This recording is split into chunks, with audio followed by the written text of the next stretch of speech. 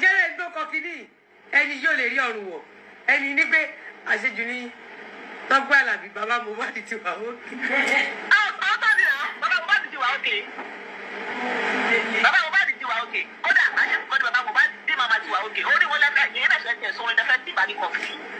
Ẹ kò sọ orin tẹ́fẹ́. Ṣé báyìí Tope Alabi ṣe máa ń kọrin wọlé ń kọ́ yìí?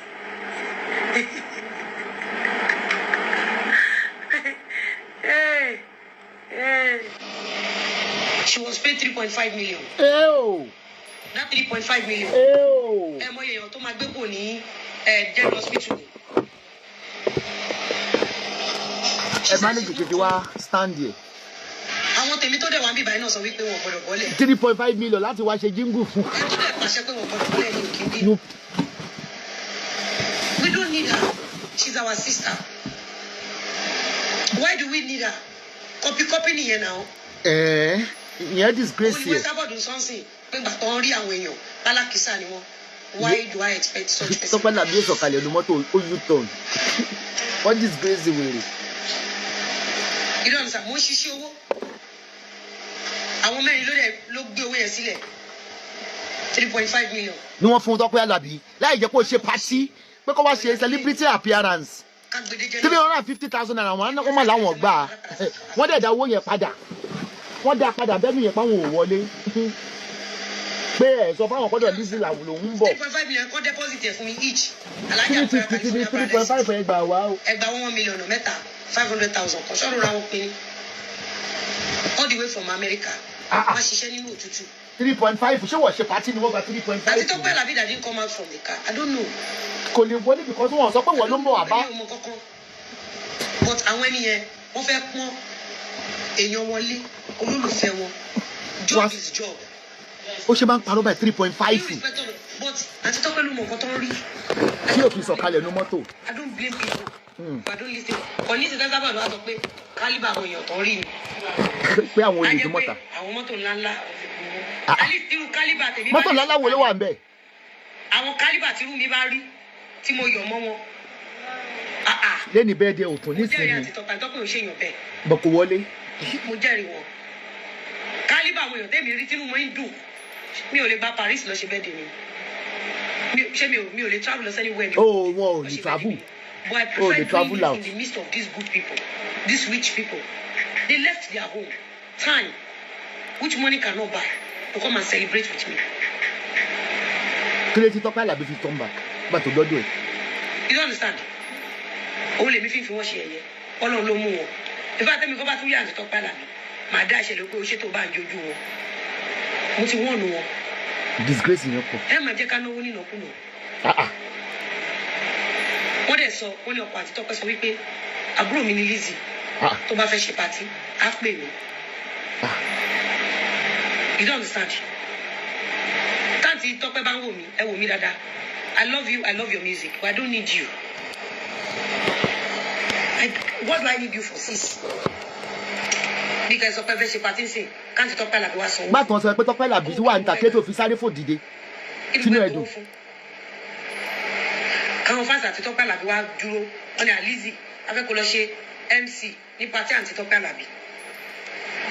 Kí wá débẹ̀, kí wá ní ìbọ̀lẹ̀ ní mọ́tò.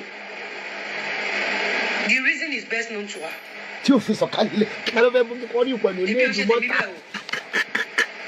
Èmi nìyẹn títí wọn ọ̀tọ̀ ni. But mo kàn fẹ́ everybody fẹ́ lè kẹ́kọ̀ọ́ wípé tí kókó bá ń fẹ́ ni lẹ́fẹ̀ẹ́ a kì í jorí màdò a lè máa ń jorí màdò. A ní kò sẹ́ tó gbà tiẹ̀. Ẹ dó wọn padà. Wọ́n dówó padà lẹ́sẹ̀kẹsẹ̀ páwọn ò wọlé. Òbó ṣe lù pìtìpìtì ayé. Ẹni tó ju ni lọ, ó lè ju ni lọ. Tó fẹ́ tó ní ìbọn bá mi. 3.5 million. Ó lè fún yàn ní 3.5 billion. 3.5 million. Ó yẹ kẹ́ mọ̀ páwọn èèyàn ńlá ni. Some of them are in Nigeria. They can use their international number to contact you. We have prominent personalities. Ìwọ kọ́ ló máa fún Tope Alabi ó ti ní connection ti pẹ́ náà. Ló fẹ́ kí ló àwọn Esabod báyé jẹ́ tán. Ṣé mi ni wọ́n ní wá kọrin ni? Kí ló kàn tèmi? Pìtìpìtì ayé. Ọ̀n ṣáà ní ṣe ṣó sọ́dọ̀ tèmi. Ọ̀dọ̀ àti Tope ni kọ́ lọ ṣe ṣó sí. Ó bá ti pé jòsí. Wọ́n lè ṣe ṣó sọ́dọ̀ tèmi. Bàbá Mohbad.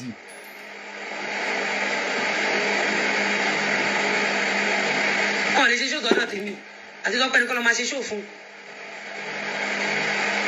This lover ni títẹ̀ Tope Alabi. This lover ni blackmailer.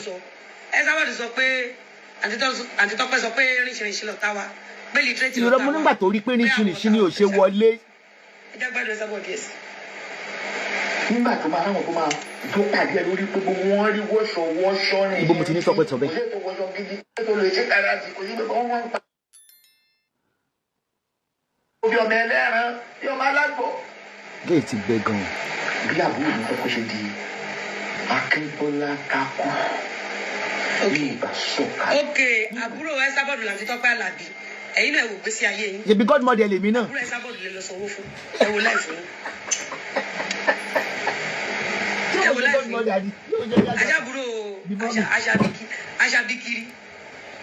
Jẹ́ ìṣà. Ibo omesi fẹ́ dé mi. Olémìdé fọtí sórí. Mo ní mo dé fìlà. Ta ló láàmú mọ́ra? Wọ́n ti lọ sọ pé fún olùkọ́ mọ́ta nínú ilé wípé ọkọ yín o ìyẹn làṣẹ orí ẹja wípé ó ti gbé surprise Tope ló bá fọ́ dìde lórí àga. Inú ẹ dùn. Ló bá ń gbé lórí àga pàà. Bàtọ́ ní Tope Alabi wà níta. Ọkọ rẹ̀ ń jó sí Tope Alabi. Ọkọ ẹ̀kọ́ ìwọ pé. Ṣé àǹtí Tope Alabi jẹ́ Saoty Arẹwà ni? Àbójá Àpọ́nlé. Even Saoty Arẹwà, Alhaji Àpọ́nlé, Alhaji Saoty Arẹwà. You don't understand? Tó ti bú. Ibi tá a dẹ̀ bọ́jú orí wa. Saoty tó ti bú. Ibi tá a bá yé wa dénú ayé. Àwọn páwọn ilé ti tàjò gbé sáájú wọn ọmọ bá ṣe tó. Tope Alabi òkèrè náà. Disgrace èmi ò pọ̀. Nínú àwọn dá 350 padà lórí ẹ̀yà tọ́ọ̀nù ìyá rẹ̀. Point of correction 3.5 wọ́n tọ́ọ̀nù. 350 ni. Shout out wọ́n ní kó wá ṣe. Wọ́n work wọn out. Wọ́n work wọn out báwo? Wọ́n work wọn out ní wọ́n bí báyìí. Wọ́n work wọ́n yìí sí ti fi kán dáwó wọn padà. Tí wọ́n ti dáwó padà ní kán tó ṣí géètì fún wọn. Because this lover ni wọ́n. Wọ́n ti tán dáwó padà náà tó ṣí géètì. Fún Tope Alabi kó jáde. Tope Alabi ṣiṣẹ́ gbà. Yóò ti rí kò lè rí àbùkù báyìí rí. Ìṣòṣò láti bọ̀ wọ́n ní ìlànà pé à tó bá di àbúrò ọkọ mi ìjàmbá fóònù mi ò bá wọlé. Ẹ̀gbọ́n náà ṣé kí ni oníyàwó wọlé bó láwọn ọmọ tó ń gìdẹ́ ẹ̀kọ́ tó sì mọ̀ pé ìpìlẹ̀ máa ń. Àṣà àti ṣe bẹ́ẹ̀ di wa tán. Báàdì. Iye òde ẹ̀kún ẹ̀ à ń ṣépè bẹ́ẹ̀ tó bá ṣépè fún wa. Ó bá ṣépè fún wa wàá máa lọ lọ ẹ bá ti wo èpè fún wa àṣépè fún wọn náà. Ẹ bá ṣépè fún wa àṣépè fún ẹ. Èrè yẹn ló jẹ lẹ́nìí. Aṣàbíkiri mò ń gbádùn ẹ ìwọ gangan ló méèkì birthday mi mò ń gbọ́. Àṣà àti ṣe birthday wa báyìí àdúpẹ́. Jẹ́bi àwọn ọmọ aláta. Ṣé ìjàlẹ̀ máa ń jà olùyẹ máa ń jà ó kù tọmọtọmọ kí a máa kọrin pé. A tún máa ń jalè. Ṣé o jalè ń dùn mọ́ta ni? Láti inú oyún kẹ máa sọ pé ó kù tọmọtọmọ ni. Títí ìdánmọ̀ ọwọ́ o ọ̀gẹ̀rẹ̀ mi fẹ́ alápòkà ìgbà mo wà lọ́mọ ọwọ́ bàbá lábúlé. Olórí burúkú awáyé má ṣe rere ẹ nígbà tó ń jẹ igi àṣẹ tó fi ń wọn èpè fáwọn ọmọ ẹ tó ti fojú sunkún tó ń dùn mọ́ ẹgbà yẹn. And the birthday lè ní Aṣàbíkiri olórí burúkú awáyé má ṣe rere you want to give and you don't want to take. Àdúgbò èrè lè It's ní. not gonna work. Orígbó lórí burúkú awáyé má ṣe rere ẹ náà ti yọ ilé ọmọ tí náà dànù. Orígbó yìí sì yìí orúkọ bẹ̀rẹ̀ olè dùn mọ́ta tí n bá máa bẹ̀rẹ̀ lórí àwọn vendors ẹ̀ ń sìn àríwá tuta. Bẹ̀rẹ̀ o lè dùn mọ́ta. Yóò jalè Tí n ń bá dùn máa mọ́ta. bẹ̀rẹ̀ àríwá tuta àwọn èèyàn rí ẹ̀ ń sìn. Ìjọba mi bẹ̀rẹ̀ lórí wọn. Àwọn èèyàn rí ẹ̀ ń sìn.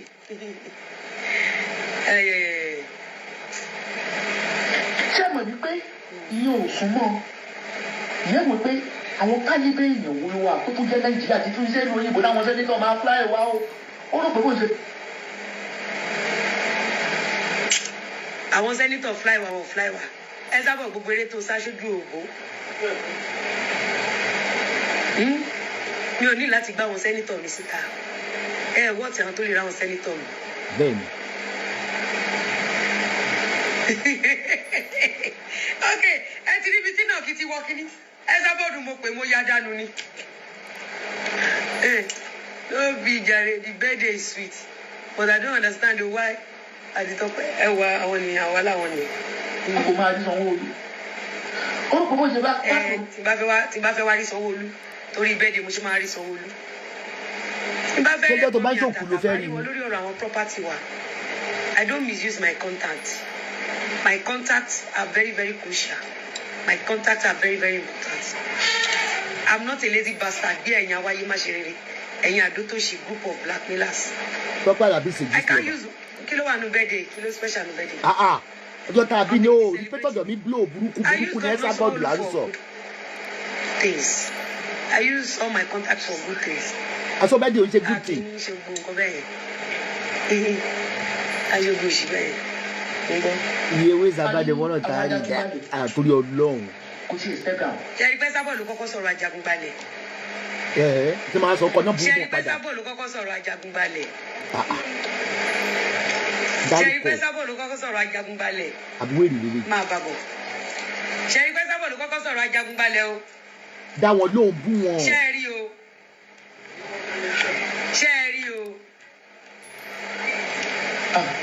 Àbúrò mi Mo láàárọ̀ àwọn Ajagunbalẹ̀. mo sọ gbà kó. Àbólórí burúkú lélẹ̀. Only you started it when she did her birthday. Tàbí o. Ẹyẹ èèyàn. Tó ní mo gbé Nígbà tí pósò. Esabod ṣe birthday ẹ̀. Nígbà tí Esabod ṣe birthday ẹ̀, ẹ mú ibi tí mo ti wá fún. Tó ní fìlà tí mo dé bí onímọ̀gbé pòsò rí. Tó wá fún mi recently o. Kò sọjọ́ kan tí Esabod ṣe show fún mi o. Ó máa jẹ sí olówó tèmi tó máa fi kú ni. You came for her during her birthday tó wáyé pé tòótọ́ ni o free. Àmọ́ tó wáyé pé rọ́ọ̀ni bó bá bí gbọmọ wá fọwọ́ ẹgbẹ́ Ní tí mo stream ń jẹta. Nígbà tó ṣe birthday ẹ̀ tán, ó wá bẹ̀rẹ̀, ó ní Lizzy, mo rí pé ó dákẹ́ fún mi. Ó lóun ò ní dákẹ́, fúnra rẹ̀ ló fẹnu ara ẹ̀ sọ. Ó dẹ̀ ṣe show fún mi mi ìlẹ́sàn kankan. Kódà yìí tó yẹ kí n fi dárúkọ ẹ̀ níjẹta àbí jẹrin mi sọ̀rọ̀. Òpó mi lábá ni wọ́n. Nígbà tó gbé fèsì jáde, fèsì mi ní sáì tó gbé jáde. Ṣé mo ṣe show fún show? Bó o dákẹ́ mi ì ní dákẹ́. Fún fèsì mi tó gbé jáde. Ètò ṣe pass ọmọ jìyà lọ títí ayérayé ni wá fún vendors kò kàn mí orúkọ mi ò jẹ́ vendors àdàkẹ́ gbogbo tó ṣe ọmọ jìyà lọ títí ayérayé ni. Ṣé o dẹ̀ rí? Ta ló bẹ̀rù ẹ? Ibi tọ́lọ́ ń ba tiẹ̀ jẹ́ dé. O lọ léwe. Kò necessary. O ráyé wá. Gbogbo àwọn tó gbé polówó fún ẹ kò tún ba tiwọn jẹ́. Kò ṣe nǹkan kan. Ọlọ́run ló ní orí bẹ̀. Mo ṣe. Orí bóyá ṣẹ̀ sí. Ẹ máa wo ó ṣẹ̀ sí o. Texas Houston àbúrò mi ọlọ́mọ òṣèmọ̀ kó sínú ẹ̀mí tó gbaṣẹ́ ń gbà ní torí ẹ̀mí ọlọ́run ò ní dágbére àbúrò mi bí mo ṣe ń sọ lọ nígbà ìgbàgbọ́ sínú bọ́ọ̀sì ẹ̀kọ́ tí ń tẹ́ bọ́ọ̀sì ló bá rí gbogbo àwọn ọmọ nǹkan jáde wọ́n ní wọ́n rán wọ́n ní pínṣín kátẹ̀ láwọn tó máa tọ́ wa bẹ̀ àwọn kéèké. Wọ́n sọ 3.5 million wọn ò dẹ̀ máa tọ́. Ṣé o ṣe pátì ni? Àwọn ọmọ pé Àtitọ́pẹ́ máa ń wojú Kọrin àwọn ọmọ. Àwọn máa ń wojú Kọrin gbogbo lórí ni wọ́n máa ń wojú Kọrin. Ẹ má wọrí. Ẹ má wọ ẹ̀yin èèyàn ọ̀rọ̀ lẹ́tí gbọ́ yẹn o. Ẹ bá fẹ́ gbowó padà ní venue. Pẹ̀lú mòpó. They worked. Àbí? Okay, wọ́n ní different one, wọ́n ní they work together. Alaji, no even today I'm telling someone that I respect the way you give her time. Etiri, to enjoy her birthday, Etiri. Sherikin, that's all her birthday. Eriki ṣe show fún lọ́jọ́ birthday. Before birthday, Eriki wá fún. Okay. Ọjọ́ kejì birthday ló ti bẹ̀rẹ̀ show fún. Olóògbé ló mọ̀ jẹgba. Ó ní Lizzy ó dákẹ́ o, òun ò ní dákẹ́, òun ò ní fiẹ́lẹ̀ fúnra rẹ̀ ló ń sọ. Fúnra rẹ̀ ló fẹ́ rẹ̀ sọ. Táwa ní fracas fúnra wa lẹ̀ báwo. Mi ì ní fẹ́ lẹ̀ o. Ó mọ̀ pé lẹ́sìn ni. Tó bá wá fún vendors yóò ṣe á kàn mí. Ṣé vendors ló kọ mi? Ṣé mo pé birthday mi? Tí mo bá ṣe báyìí birthday mi ò ní trend. Àwọn photoshoot mi yẹ kẹ̀dẹ̀ ni. Ó mẹ́ẹ̀. Iṣó. Bó ṣe rí lójú ẹ̀ wọ́n fi kà. Iṣó. Èèyàn aṣọ lápọ́lé yẹn olórí lálẹ́ yìí ẹ̀sìn yẹn pọ̀.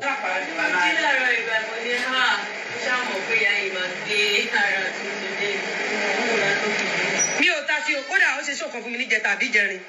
Ó lọ mú ṣó yẹn mo ṣe ní site. Kò sí tí ó wà àtàkì business mi nínú ṣó yẹn. Àṣọ wọ̀. Mi ìdánù kódà mi ìdárúkọ ẹ̀. O àlọ́ mọ̀ jẹ gba lọ ní next time ó gbẹ tó bá gbẹ sábọ̀dù ni wá fún mọ́lá yí ẹ̀ ó mọ̀ jẹ gba lọ ni. Ẹ lọ bí mo ti dárúkọ ẹ sábà mò ń wò ni. Torí mọ̀ pé olórí burúkú ẹ̀dá ni ó máa ń ṣàbí kiri ni. Kò ṣe nǹkan kan jẹ́ ìṣà. Ó máa ń ṣa ibi kiri ni. Ilẹ̀ tibitiri ládálẹ̀ ayé jẹ́ ìṣà tibitiri ládálẹ̀ ayé wọ́n ní ibi tó wà tí mò ń ṣàkóso. Ẹni tó kọ̀ fi titi ẹ̀ kó bá òun làánú ẹ̀ ṣe ni. Kò ṣe tó kàn tá sí i. Àtitọ́pẹ́ ṣẹjá wa òkè sísá mi ìchoke. Ṣẹlẹ̀ ni wípé ní ẹdẹ dídẹ́ nìyẹn báyìí kò sọ̀kalẹ̀ ó dẹ̀ tó ń bà bó ṣe rí. ó máa ń ṣàbíkiri ni àwọn èèyàn sọ pé 4 million làwọn fún wọn náà 3.5. 4 million lẹ fún Tope. 4 million lẹ́sàn wàhálà kí lẹ wá lọ síbẹ̀ bọ́ẹ̀ mọ̀ pé ní ẹ close Esabod now. Why did you do that? You shouldn't have do that now. This lover you máa ń wo bàrí èèyàn ni Adotoshi ni ẹ̀yin lẹ gbéra yín lọ bẹ̀. she's a blackmailer. Only 4 million náà sọ náà 3.5. so orí mi àti ẹ̀ papọ̀ rí. They are doing this to bring down your person. Ngbà tí o ṣe pé bóyá mo talẹ̀ fún yàn mi ò fún. Nobody can bring down my personality. ó lọ ní pàtí ẹ̀ The only lẹ́yìn thing that can kò bring down séèyàn your gidi àwọn personality méjèèjì sáyẹn wá ń ṣe wọ́n ní when you wọ́n are ní. fake, when you are not genuine, o kò fún wọn lóúnjẹ kí ló tó fún wọn lóúnjẹ àti when you dúró. are evil. I'm doing well. I'm doing beautiful well. Gbogbo Esabod ṣe sórí burúkú ẹ̀ tó. Ẹgbẹ́ tó sọ pé máa ń fi hàn ní mi. Esabod tó lè jáde kó tó lè fèmí. Máfíà ńkọ́ máfíà kí ni jẹ́ máfíà. Ẹmọ tó ti jọ sọ. Ó tó lè pè mí ní máfíà. kì í ṣe tó ń jẹ́ máfíà bá wo gírádẹ́ẹ̀tì oṣù. Esabod tó lè pè mí ní máfíà. Esabod tó filẹ̀ fún mi pé máfíà ni mí. àfi máfíà náà. Kí lẹ wá dọ́dọ̀ àǹtí Tope, kí lẹ lọ ṣe ń bẹ̀, kí lẹ fẹ́ fà àǹtí Tope ṣe 5 minutes àǹtí Tope ló fẹ́ múùfù mi. Àwọn ọmọ eléwì yẹn mo gbádùn wọn kí ni wọ́n fẹ́ kọ. kò sí jíǹgù ẹ̀yọ kan kò sí Nollywood ẹ̀yọ kan. Tí bá ní ìdòrin àǹtí Tope máa lọ online máa lọ reels máa lọ download orin wọn máa fi sórí kìíní mi. Reels yẹn kẹ̀dẹ̀ ní data mi wá tún fún àǹtí Tope. bọ́ àní bọ́jú ayé yẹn bá ṣe rí bẹ́ẹ̀ yẹn ẹ sọ́ni bọ́jú ayé ẹ̀ ti ń bàjẹ́ bá kó má lẹ́nìkan ṣe jíǹgù ẹ̀yọ kan kò sí Nollywood ẹ̀yọ kan tó celebrate ẹ̀ ṣé bó ṣe ń sọ tèmi fáwọn kò celebrate èmi àìmọye. Èrè àsálátù ó wà ń bẹ̀. Èrè àsálátù tún máa fún wa lálùjọ. Àpọ́nlé ànábì wà ń bẹ̀. bàbá Josi Muslim ni wà náà. Josi Mohbad náà wà ń bẹ̀. Surprise làwọn náà pè é. Gbọ́dọ̀ bá sọ fún mi, àní ẹ má kówó yín tó tó bẹ́ẹ̀ yẹn. 4 million. Ẹ má tẹ bá fẹ́ àǹtí Tope mi kàn lè lọlé wọn. Àǹtí mo fẹ́ ṣe bẹ́ẹ̀ dé lọ́jọ́ báyìí. kò lè ṣílẹ̀kùn fẹ́ tí ó sọ̀kalẹ̀ ní pàtí ẹ̀ ta ló fẹ́ kán rólè mọ́ ó lè dùn mọ́ta ó pè ní ẹ̀ woman yẹn disgrace ẹ̀ woman yẹn dé pàtí ó drive báyìí orí báyìí ó turn back ni ó wá pe manager kókó àgbà 350 owó tán sàn fún un kó wọn mọ̀ pé ibi tán pè wọ́n wá ni. Àwọn tó ti ń kọrin fún wa lọ́fọ̀ọ́ kí lèmi àti yín ti ṣe láti fi promote wọn. There are some ó dábẹ́ ṣe tẹ́. díálí àrò díálí. Bọ̀bọ̀ kan wà lórí Facebook agbẹ́dẹ́gbẹ̀yọ̀ tó bá fún agbẹ́dẹ́gbẹ̀yọ̀ ní 1 million á ṣe ewì kọ́. wọn ò lè rántí ẹ Agbẹ́dẹ́gbẹ̀yọ̀ wọn ò bí iye èèyàn. kò sẹ́ni tó mẹ́ni tó ń sọ yẹn public figure Tope celebrity Tope. ṣe bọ́ ló mọ Pasuma creative Pasuma ó wà èrè sọ̀rọ̀ sókè kùtìkùtì ayé ti bá ẹ ó ti ṣe ọlọ́run ti padà lóyún mi.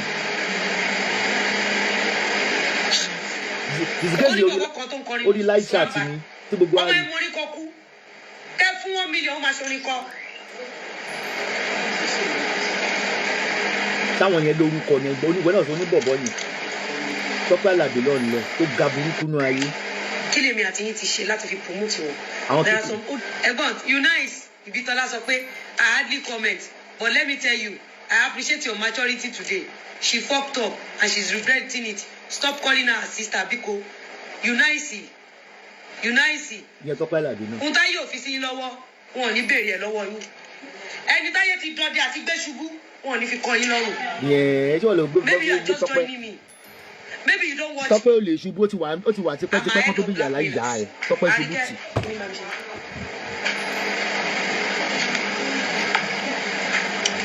Tope ṣọmọlúwàbí ló dé disgrace ẹ.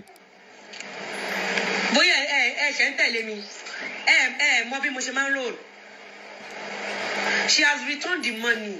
350. And they asked her to leave this place. ó jẹ́ pé wọn àwọn ilé Tope lọ. You don't understand? Nígbà tẹ́ mọ̀ pé àbúrò Esabod lè yàn. Ẹ mọ̀ pé jọ́tẹ̀ ti sanwó Esabod ti mọ̀ pé fẹ́ pè wọ́n. Everything is planned work. This love admin mi mà ní iṣẹ́ àbúrò mi admin mi.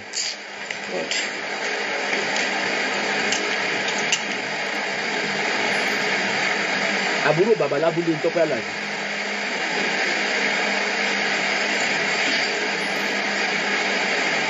kò sẹ́ni tí ò ní dùn gbogbo ìjà kọ́ lèèyàn ń jà ẹrù tí ò ń ṣe tèmi kọ́ máa fi kọ́ mi lọ́rùn. nígbà yẹn ká ayéfáyé tó play fún birthday mi ṣé kò gbórúkọ mi tó play àníwá ẹ̀ ò dáa lọ́kùnwé ẹ̀ ṣe kò tó fẹ́ kọ́ ní òun pẹ̀lú ẹ̀. kì í ṣe fídíò. wọ́n máa yáwó pọ̀ pé tóun bá sọ̀kalẹ̀ ó yà fọ́tò pẹ̀lú òun wọ́n á máa pe olólédùn mọ́tò olórin. Are we enemies? Am I Àǹtí-Tọ́pẹ́'s enemy? So I should do video where they sent Àǹtí-Tọ́pẹ́ out. Wọ́n ní kò ṣe fídíò bí tó ti lè jáde yẹn fídíò kúta náà. If I know when they are even doing all this shit, I would have controlled it. Ìyẹn fi hàn gbogbo ayé lè tiẹ̀. Gbogbo ohun téèyàn kan ti fa ayé ẹ̀ kó jọ kò ní. Kí lèmi àti yín ti ṣe láti fi promote wọn? Tèmi níbí. Ẹ̀yin tẹ́ dáwó ẹ bá mi pín Àǹtí-Tọ́pẹ́ Alabi. Ojú òní tì yín. Ẹ ní ṣẹ̀sì. Àbùdí ní tolókun, àbùdí ní tọlọ́sà. Ọlọ́run bá mi bùkún yín. Gbogbo àdáwọ́lé yín á yọrí sí rere. Wọ́n dójú tí ẹ̀ lójú àwọn ọ̀tẹ́ o. Kó tó wà Nàìjíríà nù. Ọlọ́run. Àwọn náà aṣoríire. Gbogbo apátápátá lájọ máa ṣoríire. Gbogbo oore tẹ́ ẹ ṣe fún mi lénìí. Mi ò fojú pa kankan rẹ. Mo kọ̀ wọ́n pé 3.5 million yẹn 3.5 million yẹn àbí 4 million lọ́dẹ̀ lẹ́sàn. A lè fi ra àlùbáríkà tó pọ̀. Tábà kò dé hospital. Tábà kò dé ọgbà ẹ̀wọ̀n. Àwọn ẹlòmíì tó ẹ pé little money ló kù tó fẹ́ fi béèlì wọn. Tábà kò dé hospital. Àwọn aláboyún wà ń bẹ aláìsàn wà ń bẹ. That 3.5 million 4 million goes a long way.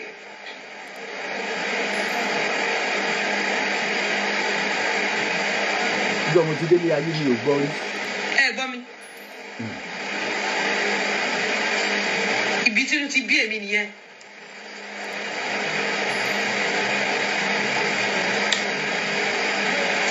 Ẹ̀ka sọ pé Tẹ̀mísọ́ nation. Esabod has escalated it already. We have to see our own side of the story. Èmi ò rí Àǹtí-Tọ́pẹ́. Mi ò rí wọn. Èmi dẹ̀ kọ́ ni mo pè wọ́n. Èyí tẹ́ fowó pè wọ́n. Ẹ bá ṣe fẹ́ gbọ́ tẹ́tà wà sọ pé 350,000 lẹ́sàn. Ṣẹ́rí nígbà míì wà tábà fẹ́ bẹ́ẹ̀ lómi ìjà torí effect tó máa ní side wa.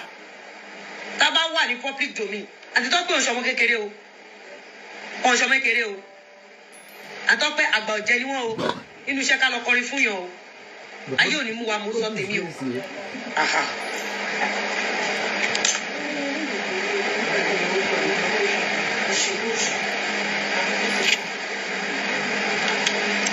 Guys, kí lèmi àti yín ti ṣe láti fi promote wọn? There are some old. Kí ló tí wò promote wọn? Kí ló tí wò fi promote àwọn tí wọ́n sọ?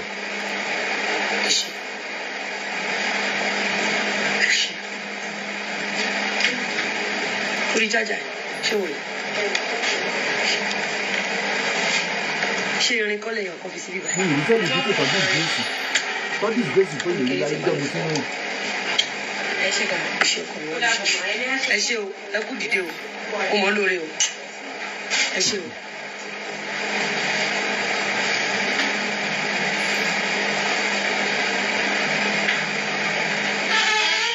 Esabod lo escalate ẹ rí pé mo manage ẹ mo dẹ̀ lè manage ẹ jù báyìí lọ.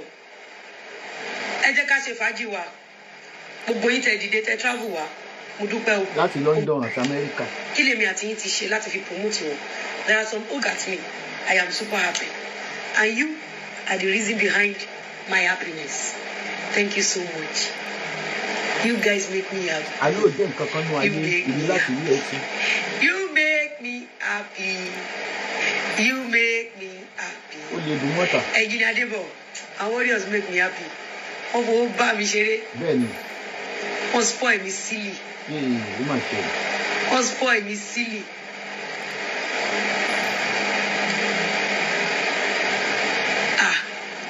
Àǹtí-Tọ́pẹ́ gan bá wọlé. Ọ̀nìjà aráyè ṣe fàájì wa tó bá ṣe ṣe. Torí kò lè dárúkọ Ìyábọ̀. Ìbá ti láti ọ́fíìsì Anita ẹ̀ kó pe àdó tó ṣì mọ̀. Wọ́n bá wọlé ọ̀nìjà ṣe fàájì.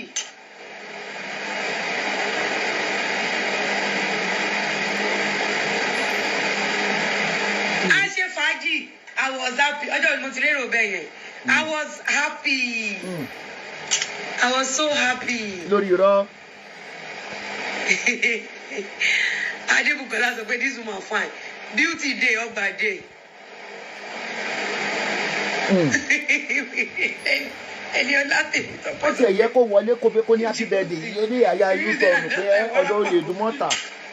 Ẹ wá gba 350. Yeah. I'm happy. Gbogbo àwọn tó wálé nísìn. Gbogbo àwọn press mama cut here. You don't know how happy I am. I swear that. You're going for me gift kan leni. Gift yẹn dẹ̀ dùn mọ́ mi. Báwo yẹn tọ́ dẹ̀ mi kan fún mi? Báwo yẹn fún mi lówó? Because. Ó lè wọ́n pè mí ìfowó. Wé délé fún mi.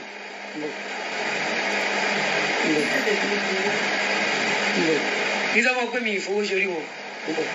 Gift owó náà fún mi lọ yọ. Yẹ ká wò. Mo bẹ́ẹ̀ dé. Kò ṣe fi hàn. Wọ́n ní mi ò fowó owó yìí sìn. Ẹ mọ̀ pa máa fi ra nǹkan fáwọn aláìní. Ẹ jẹ́ ká wò. Gbogbo tẹ fún mi fún bẹ́ẹ̀ dé yìí. Ẹ jọ ẹ tẹ́ bá fún mi lẹ́ni tí bẹ́ẹ̀ dé àdàntì ẹ máa kí n fi owó bẹ́ẹ̀ dé mi sínú owó bísíǹsì. Mo bẹ̀ yín. A máa yọ, a máa fi ra nǹkan fáwọn aláìní. Ní àwọn wọ̀wọ̀ náà. That's how I used to do. Àwọn elébi tó kó jọ. Òun ló yẹn ṣe ń dùn mí pé 3.5 fún kíni. 3.5 tó kó. Wọ́n lè gbà lọ́wọ́ ará àtàbọ̀ kì í ṣe lọ́dọ̀ títí. Wọ́n ní 350 wọ́n ó di 3.5. Hi pretty, Lily, can you marry me? Can you marry my dad? Yes, I'm single and searching. I can marry your daddy, Morenike sexy. Yes, I'm single and searching. Go and enjoy your wedding. Eshe. Enjoy it. Enjoy it. I'm single and searching. Ẹ fẹ́ blọ́ọ̀gì mi pa nígbà bá dé mi. Ìwọlé mi dé póòsì ní ìpè ìfìlà. Ọlọ́run bá mi mú mi dùn. Èèyàn mélòó ló celebrate yẹ? Àwọn bíbí is Kò point. sí léwì, kò sí nǹkan kan. Kò sí mùsùlùmí tó kọrin. Ẹ ṣàjàmọ̀ sí dáadáa. I'm blushing. Bójú ayé wa bá ṣe rí lẹ́yìn wa ó ṣe rí. Ó ti gbà lébi tó kì í ṣe celebrity. Thank you guys. Ó ń ṣe celebrity. Mo fi Ọlọ́run bẹ̀ yín. Ẹ má bu Àǹtí-Tópé ní platform mi. Tó bá jẹ́ followers mi, tó bá jẹ́ fans mi. Ìwọ gan ló máa fi fake profile bí àmọ́ bó ṣe ń ṣe ni. Mo bẹ̀ ni o. Ohun tí o ṣe tiẹ̀, ayé ò ní di mẹ́rù ẹ̀. Kò sógun mọ́ lórí social media. Kò sí jà mọ́, kò sọ tẹ́lẹ̀. Ogun wa o. Á jà parí. Àǹtí-Tópé is not a speaker. Ẹ gbọ́ mi. Ẹ fẹ́ sọ mi pé moment tí Àǹtí-Tópé wà báyìí. Ẹ mọ̀ pé moment of àwọn kọ́kọ́ lè ti wọ́n sí wọn bọ̀ tí ò ní ṣe rí bá. Ó pẹ́ tọ́kọ́ ìsunkún lọ́wọ́ báyìí. Ẹ má bu yẹ anybody níbí. Ká fi energy wa. Wọ́n ní wọ́n sọ fún pé pati Lizzy ni wọ́n san 350 kókó wọn wá ṣe guest appearance. Torí mo rí ẹ̀yin. Ó débẹ̀ báyìí ojú tó. Ẹ̀yin tẹ́ ẹ̀ jẹ́ káàntí-Tópé bọ́lẹ̀ nínú mọ́tò ẹ ti wá ń kọ́mẹ́ǹtì bí ẹ̀ ṣe pé fàǹtí-Tópé. Ẹ̀yin lẹ́dẹ̀ ń bá wọn sọ̀rọ̀ lórí aago tẹ́ ìgbò bọ́lẹ̀. O ṣe wò pé celebrity ní ẹgẹ ń bọ́lẹ̀. Kí ló ṣe fóònù ẹ̀? Yọ ọgẹ ń tún lo fóònù mi. Mọ́ ìlọ. Alájúra wa lóun ṣe celebrity ọmọ gbà. Ìyá yóò bọ́lẹ̀ o, ìyá oníyà kọ́ lọ bá ya fọ́tò kan ló bá o lè ya fọ́tò. Ta ló fẹ́ bá o lè tán nínú gbogbo táwọn wí? Bó lè tán kẹ̀. Disgrace orí live chat yìí ó ga. Mo dúpẹ́ pọ́jọ́ òní ṣojú mi. Ìwọ mú bẹ́ẹ̀ dè mí ó yí mi mọ́lẹ̀ bí ẹran. Ó ní mo dapò òbò orí mo ní mo dé fìlà. Next time ò ní ta sí mi. Pé mi ní ta sí ẹ mọ́yìn bàbá irọ́ ni kí ló kọ́ mi pẹ̀lú àwọn vendor. Àbọ̀ ìṣirò.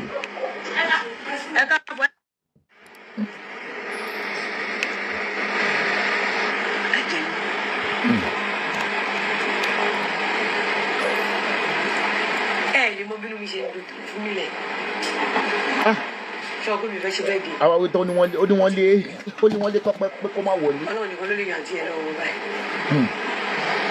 Ó jẹ́ fi ṣájà sábẹ́.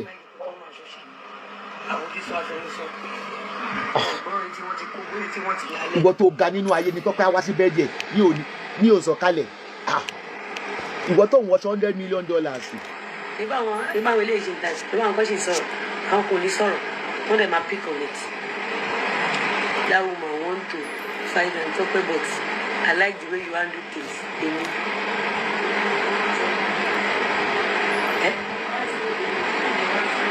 tó lè dé pàtí ìyàbọ̀ kò sá padà àbúkọ́ lọ́dọ̀ pàtí tó yìí kò sá padà. Iṣẹ́ tó ti parí ni wọ́n ti gbára ilẹ̀ tó ń kọ́ńtrólù ẹ̀ wọ́n kọ́ńtrólù ẹ̀ lọ báyìí. Wọ́n parí ẹ̀ wọ́n ní sọ̀rọ̀ tí wọ́n fi ṣe fún un kò mọ̀ pọ́dún ẹ̀ gan lòún ń bọ̀ má wàá sọ fún mi pé gist lover ni blackmailer má sọ fún mi pé èèyàn kan ló pè é.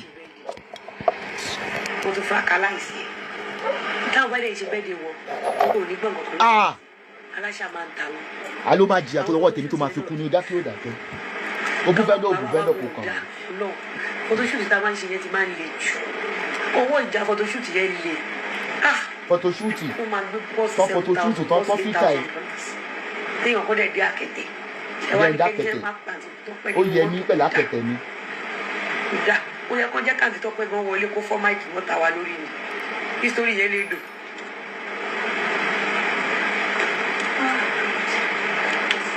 èmi tí mo wọṣọ ọwọ́ ẹ $1 mo ní ìjọba ẹ̀dẹ̀ mi jùwọ́ tó wọṣọ bílíọ̀nù kó sì lọ. ìṣùmàgòdì wà lára yín ẹ̀yin lẹ́pàá àti Tope lu mọ́tò.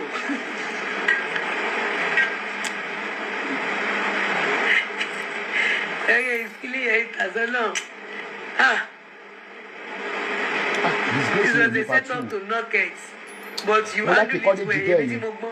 Kò ní jẹ́ kó bá àwọn olórúkọ jẹ́. Photoshoot dey pepper. Ó tàbí ó pọ̀. One day. Wọ́n á rí kó má pàǹtí Tope.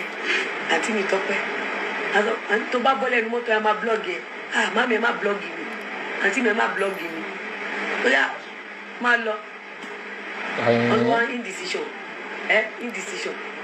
Alájí ò kọ́kọ́ mọ̀ kọ́ tó ṣe bálájí ṣe gbọ́ báyìí.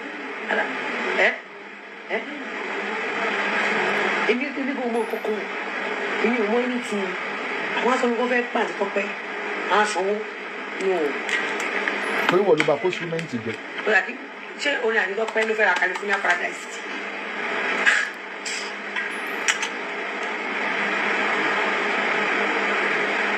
A lot of your Nollywood celebrities posted you.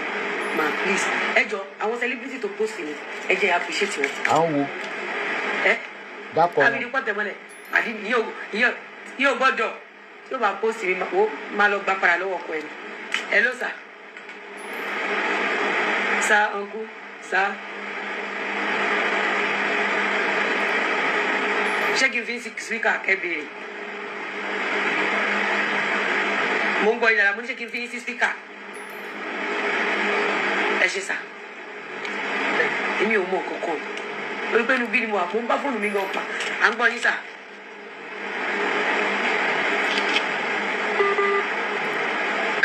Mo ń gbọ́ yín sà.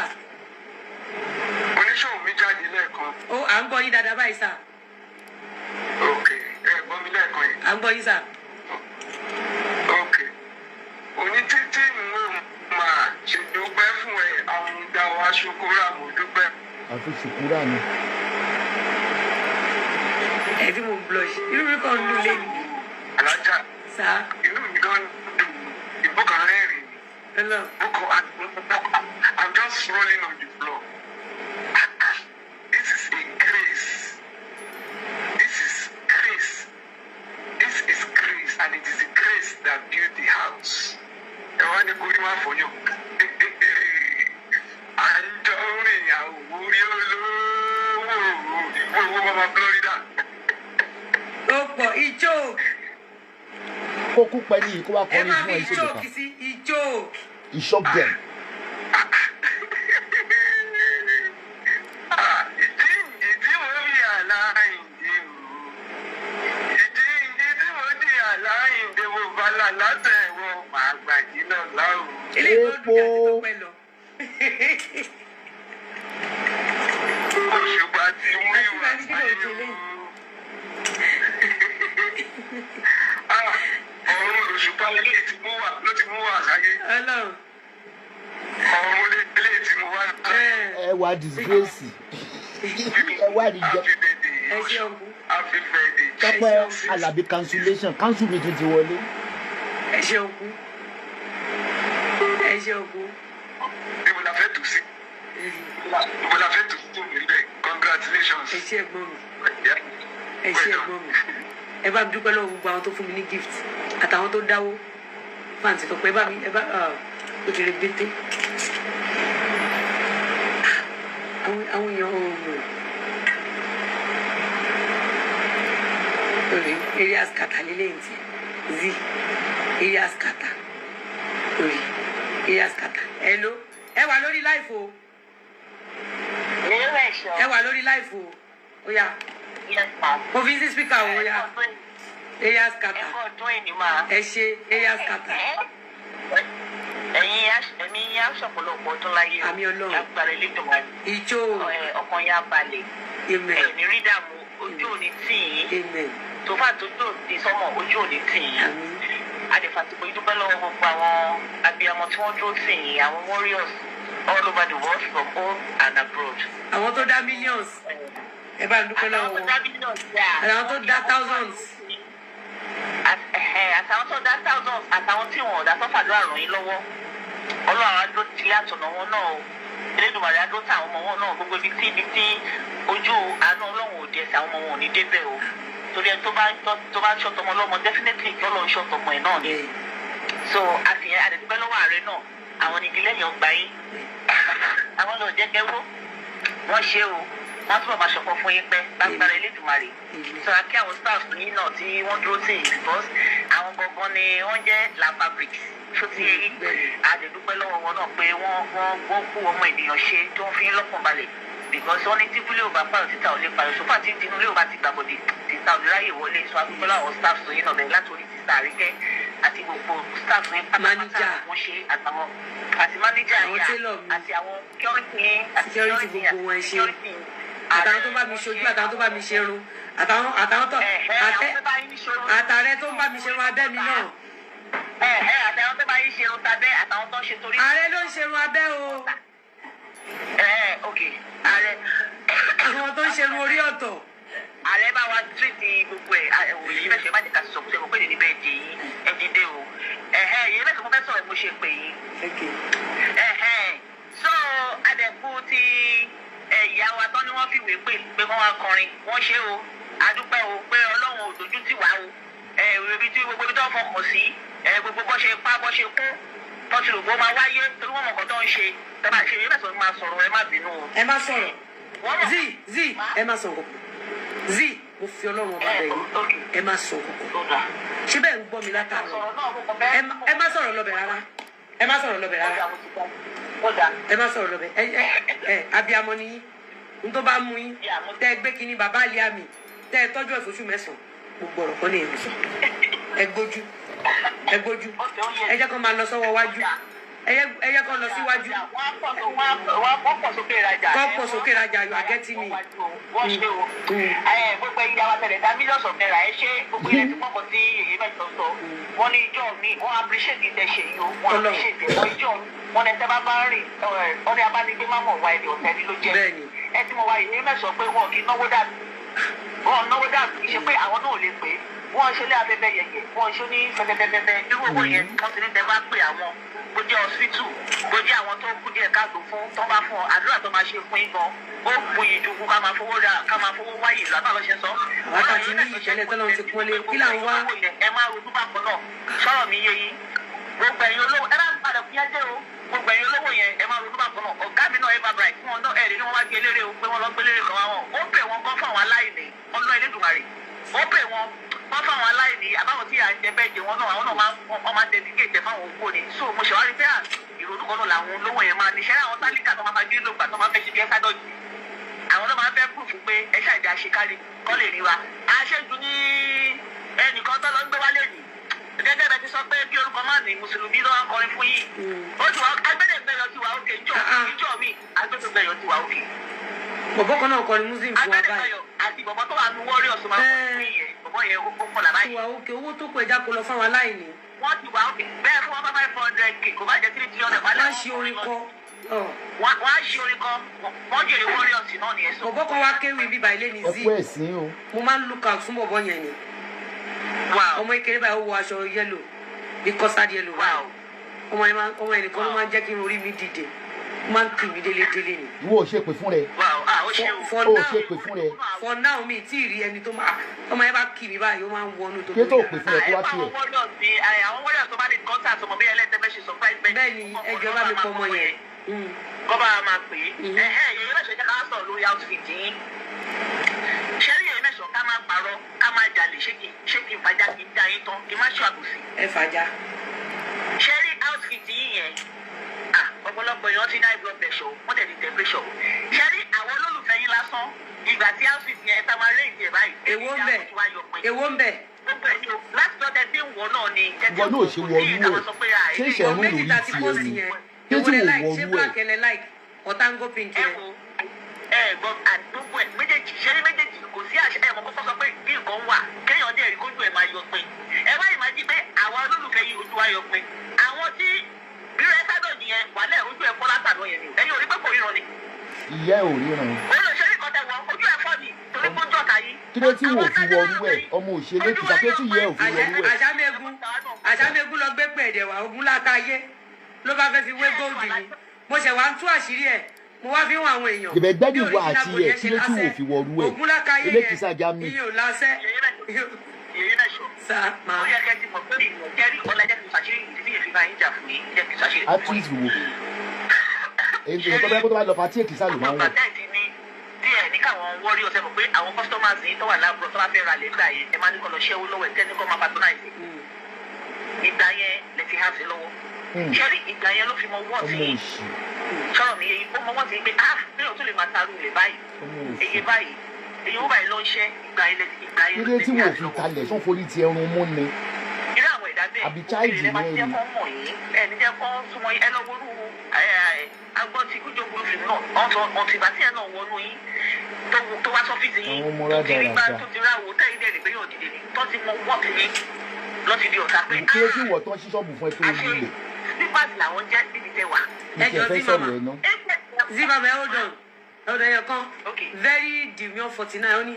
Auntie Lizzy, what happened between you and the singer? Tope Alabi. Nothing happened, no, she's my sister. Nothing happened between us. Wàhálà wà o. It's not me. The fight is not between me and her.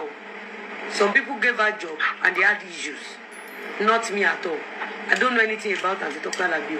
Me and her did not have any issues. It was some people that paid her to deliver some job and they had issues.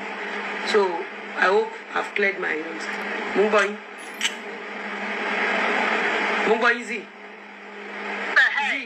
So àṣàmọ̀ egun àbí àṣàmọ̀ òróró àbí àṣàmọ̀ ọpọlọ àwọn sọ ẹ máa bí ẹ ṣe máa bá kú nìyẹn kẹ ó tún súnmọ́ lómi lé àbí táwọn ènìyàn ò bá tó àṣàmọ̀ egun máa ń fẹ́ gbogbo èèyàn tó bá súnmọ́ kó jẹ́ òun lòun máa bọ́ wọn sọ̀rọ̀ mi yẹ yìí tó bá dẹ̀ tó wá lọ́wọ́ pé wọ́n lọ ga jù lọ láyé àwọn ènìyàn ló gbọ́dọ̀ máa bọ́ àṣàmọ̀ egun gbogbo ìṣòro ayé tó bá ti wá ń bọ̀ níjọ́ tó bá ti kú ìtumọ̀ ló máa wọ gà ó so bí ẹ ṣe máa gbókú nìyẹn bó ṣe máa gbókú títí ayé nìyẹn so ó wá ń jakoro yẹn pé lọ́jọ́ tèmi báwo ni kò bá ṣe kùtò bọ́ sí kan rápẹ̀ wọn ò lè kí yín mọ́ kó máa fi máa bá yín jà ní kò sẹ́ tó lè gbọ̀rọ̀ ilẹ̀ nìyẹn ikú nìkan ló lè gbọ̀rọ̀ ilẹ̀ nìyẹn bí ẹ ṣe máa gbókú tiẹ̀ ìyẹn máa gbókú ni bẹ́ẹ̀ ló ṣe wà lójú kó bí a máa gbé mi adágún ẹ ṣáà rí Ó máa ní ṣọ́ọ̀bù. ẹ wo sí ọba àwọn bímọ méjìlá yìí yìí mẹ́sàn-án òun náà jèrè ọmọ ẹ̀dẹ̀ ní kó fojú rẹ̀ wò yìí ó fojú rẹ̀ wò yìí ṣùgbọ́n tó bá sọ pé òun ò ní jáwọ́ ojú ẹ̀ máa padà fún bójú ẹ sádọ̀ kì í ṣe pọ̀ ojú ẹ̀ máa padà fún bọ́ bẹ́ẹ̀ ṣe sọ pé àṣàbí ni Àṣàbí kiri. torí ẹ sádọ̀ jù òrìrè rí èyí mẹ́sàn-án Oríire rí o.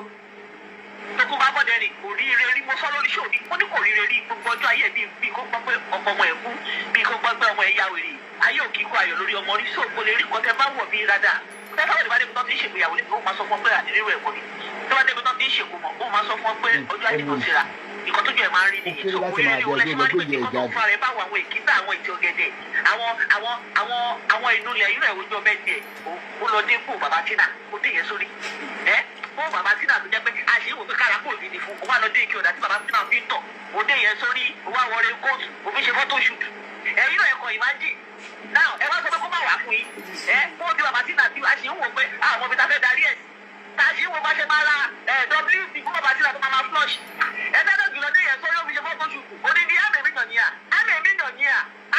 àmì yẹn mẹ́sọ̀ ṣẹ́rí gbogbo wọn yẹn tó wú yẹn they wish to have you back I'm telling you the reality that's the secret now ohun wọn kọ́ ní yí padà but aṣọ ògbó ọmọ yẹn yẹn. Ọlọ́run jẹ́ kí n bá ro wọn ṣe mọ́ láyé mi. wà obsessed pẹ̀lú ìwọ tí Tope Alabi ò bá kàkà ṣe kí kó má jẹ ṣèṣe Kí wá àti là ọ̀dà wá? sábà padà ń kú lọ bóyá àtẹ̀rí àwọn èèyàn kan wá sọ pé kó súnmọ́ wa ẹ̀ kọ́kọ́ tẹ́ Esabod sọ lẹ́nu mẹ́ta ìdíyẹ mẹ́sàn ó ní èmi ò lẹ́mìí dáríjì fóun pé kò yẹ kí èmi máa bó òun mọ́. ta ló bẹ́ẹ̀ sọ̀rọ̀ ẹ mo dẹ̀ sọ Abo ya fún wèrè. mi mo dúró ìwọ ló wá bá mi ṣé wọ́n lẹ́mìí Sọ̀rọ̀ fún ẹ. dáríjì ìdájọ́ ni ṣé ojoojúmọ́ ó máa pọ́n rẹ̀ ilé ìwò mu ìṣọ́ ọmọ ilé kìsà ó di ajú chicken ní Germany wọn ò ní fún ẹ lówó Ta ló ń ṣe tó fún ẹ? ṣe bá bí aláṣírí yàgò tó ibi tó bá ti ń pàṣẹ òwò ẹ wọn máa dárúkọ ní ìdájọ́ ni. bóyá ṣe bẹ́ẹ̀ dẹ̀ ṣé mo dá sí ṣé mo dá sí bóyá ṣe bẹ́ẹ̀ dẹ̀ ṣé mo ta sí. ìyẹn náà ṣe ẹyin lẹ àti ẹ Esabod torí pé orúkọ Esabod ò dà kọkọ fún yín orúkọ tẹ̀yin ló dà kọ fún un. ìgbà tó dé pò kí ló sórí. dé tó yẹ pé àwọn ọmọ ẹgbẹ́ òkú wáyé kí ló dé tó wò ṣe máa dárúkọ tí nàkókò máa fi ṣe ṣokó wà lóbi àwọn máa ló jẹjẹ orúkọ tí ló fi ń jẹ òyìnbó ẹ̀sọ́ Esabod ò bá dárúkọ yín ebi ló máa bá kọ́.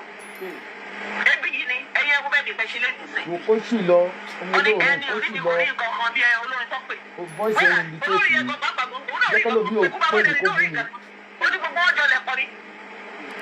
Anyway, mi ò fẹ́ ká gbogbo ẹ̀já torí I just you know I want to for you I always want you to relax. ọmọ olù ta ló fẹ́ rẹ̀ sọ̀rọ̀ oyè ti voice ẹ̀ kó sì lọ àwọn èèyàn tí wọ́n ṣe wòlé sẹ́yìn náà lè ra pa wọ́n ti ẹ̀wọ̀ ẹ̀yìn náà kò wẹ̀ kẹ́yìn ẹ̀rù wẹ̀ kọ́kọ́ ọrùn yín tó máa ń ìwọ wẹ̀ tó ṣí ṣọ́ọ̀bù fún tó lulẹ̀ ẹ̀yìn ọkọ̀ wọ̀rùn yín nínú kámẹ́rà ẹ̀rù ọ̀rọ̀ step out ọ̀nà ó dàbí kí ọ̀ma mú ọ̀rùn yín kọ́ máa fi kọ́ máa kọ́ máa la láì fi bá bí kí ní ọba ní kò máa la ọ̀rùn yín wá ní bí ìdíje lẹ̀ kẹ́tọ́ mọ̀ tẹ́lẹ̀ gbogbo tó pọ̀ á ní ìdí bàbá àti èyí lẹ́sẹ̀ wọ́n yẹ lẹ́sìn lẹ́sìn wọ́n ṣe lẹ́sìn bí lẹ́sìn ẹ̀yẹ kan ra owó gbé bó ṣe sádà ṣé síbẹ̀ òṣèré yẹn má bínú ṣé ẹ má jìyà ṣàdìlọ èyí mẹ́sọ̀ kò sẹ́ tó máa fọ́ ẹbí sí kó sì lọ kó sì lọ ọmọ tí kò bá sì bá mu lẹ̀ tọkọtọkọ tọkọtọkọ. mi ìwà mọ̀ bóyá ṣé ọwọ́ ẹgbẹ́ ọ̀run lẹ ti gba beauty iṣẹ́ ẹgbẹ́ ọ̀run tó ń kọrin láyé o ẹgbẹ́ ọ̀run like àwọn tó wà ní àwọn tó máa ń fún yàn beauty látọ̀run yẹn ìwọ̀n bẹ ṣe bí mọ́mí ṣe ṣe ó kàn ṣe dá beauty yẹn mọ́ yín. kò sẹ́ tó recognize ẹ̀ tó kó sì lọ. kí ló dé ilé ti pọ̀ jù ẹ́ but ká má parọ́ tí wàá láwọn sí beauty yẹn Florida tí wàá mú bẹ́ẹ̀ lọ èyí mẹ́sàn ìjọ tí bá ti wá sí Naija ẹ máa bù mọ́ ẹ̀ fún mi. ẹ tiẹ̀ máa bọ̀ ṣe ọ̀pá lọ́rọ̀ àsọ ti tẹ́lẹ̀. ṣé kìí ṣe ibi dákẹ́ lọ gọ́ọ̀mù mi sí bí Ọlọ́run. Yẹ̀rẹ́ mẹ́sàn ṣé ìṣe ibi dákẹ́ gọ́ọ̀mù mi sí Alájí ni ẹ má lọ gbé mi lọ ṣé ìṣe bẹ̀. ẹ sọ̀rọ̀ Alájí ṣé ẹni bá fún ọgbọ́n máa fún. Alájí ò sí bí Alájí ò sí bí báyìí. tó bá ti sọ̀rọ̀ tán nísìnyí yóò rí òrìwó tó fi jẹ ṣàyẹ̀nsì olóhùn wà ní tó sọ̀rọ̀ yìí kò sẹ́ tó máa ń dà lóhùn. mo fẹ́ gbé lọ sí ìyá tágbára mi ò ká o agbára ìyá àdàtì bàbá mi ò ká bẹ́ẹ̀ o ìyá ẹ̀jẹ̀ lọ dọ́ọ̀bù mi síbẹ̀ o aláìsí ti kọ́ lọ́gbà nílẹ̀ ẹjọ́ ẹ̀ ìjọ ti bá máa wá màmí sọ̀rọ̀ ẹ̀gbọ́n wọ́n ní ká wọ́n ní pé hold on wọ́n ní pé QT Julius cardi bond kìíní ẹ̀ QT Julius ìkọ́nà àwọn olórí burúkú àdó tó ṣì jí slova náà ni mo ń bọ̀ o tún dárúkọ àdó tó ṣì mo fẹ́ wà lọ ẹ má kọ̀ tó ẹ ṣáà hold on. o tún ti bẹ̀rẹ̀ àdó tó ṣì kí ni wọ́n wí fún ẹ̀ ń kọ́ọ̀tù àbí tìtìkìtì ayé ti bá ẹ. àdó tó ṣì tó ń ka millions lórí làbákẹ́ olódodo lọ́wọ́. Only Tope Alabi was contacted by a fan of Lizzy to go and surprise her for her birthday today. They made payment for surprise. However, Tope Alabi is getting to Lizzy small with her boss. She said she's not going to do the surprise again. She's used to come down after full payment was made. We don't know if Tope Alabi has returned the money. Yes, she returned the money. She returned the money after back and forth. And she was asked to leave. It was not between me and